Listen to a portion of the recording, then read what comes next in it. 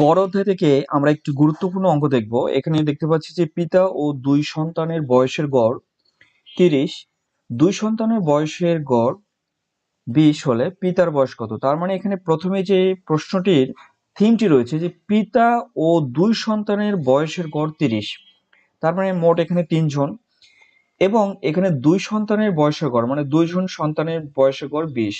তাহলে পিতার বয়সটি আমাদের বের করতে হবে। তাহলে প্রথমে আমাদের কি কাজটি, এখানে 3 জন যে লোক বা ব্যক্তি রয়েছে তাদের মোট বয়সটা বের করে নেয়। তাহলে এখানে আমরা 3 জন ব্যক্তির এখানে মোট বয়সটা আমরা বের করতে গেলে 3 দিয়ে গুণ দিতে হবে। তাহলে 3 দিয়ে আমরা যদি গুণ দিই তাহলে আমাদের উত্তরটা কত আসে? এখানে আমরা দেখতে পাচ্ছি 90 আসে। এরপর আমরা যে কাজটি করব যে এখানে 2 জন সন্তানের বয়সের মোট বয়সটা আমরা বের করব। তাহলে 2 জন সন্তান, তাহলে 2 জন সন্তানে এখানে 2 জন সন্তানের আমরা বয়সটা আমরা বের করি। যেহেতু 2 জন সন্তানের বয়স এখানে গড় 20 দেয়া আছে, তার মানে এখানে আমরা যদি যোগ করি তাহলে আমাদের উত্তরটি এখানে আসে হচ্ছে 40। এবং এখান থেকে আমরা যদি বিয়োগ করলে আমরা পিতার যে বয়সটি সেই বয়সটা আমরা পেয়ে যাব। তাহলে বিয়োগ করলে আমরা পেয়ে যাচ্ছি 50। এই 50ই হচ্ছে পিতার বর্তমান বয়স। আশা করি আপনারা বুঝতে পেরেছেন। এরপর অঙ্কটি আমরা দেখি যে 10টি সংখ্যার যোগফল 462 হলে এদের প্রথম 4টার গড় 52 এবং শেষ 5টার গড় 38, পঞ্চম সংখ্যাটি কত? তাহলে দেখতে পাচ্ছেন এই অঙ্কটা কতটা গুরুত্বপূর্ণ। দেখা যাচ্ছে যে 11তম বিসিএস পরীক্ষা এসেছে। তাহলে এই প্রশ্নটি অনেক পরীক্ষা এসেছে। তাহলে এখানে এই প্রশ্নটি আমরা দেখতে পাচ্ছি 10টি সংখ্যার যোগফল আমাদের অলরেডি দেয়া আছে, মানে যোগফল আমাদের দেয়া আছে। এখানে কত দেয়া আছে? যোগফল আমরা দেখতে পাচ্ছি এখানে দেয়া আছে আমাদের 400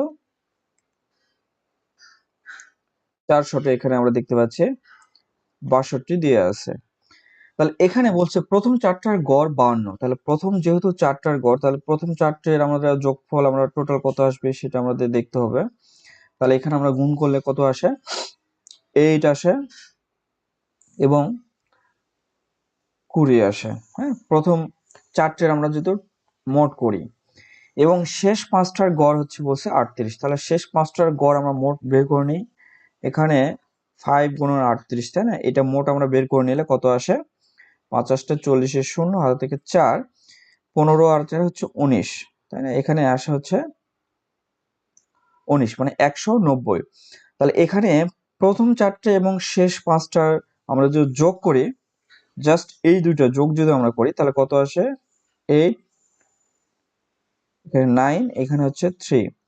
এখন এই যে টোটাল 9টি এবং যেহেতু এখানে ছিল 10টি, তার মানে এই 10টি যে 462 আছে সেখান থেকে এই 4টি এবং এই 5টির যোগফলটা যদি আমরা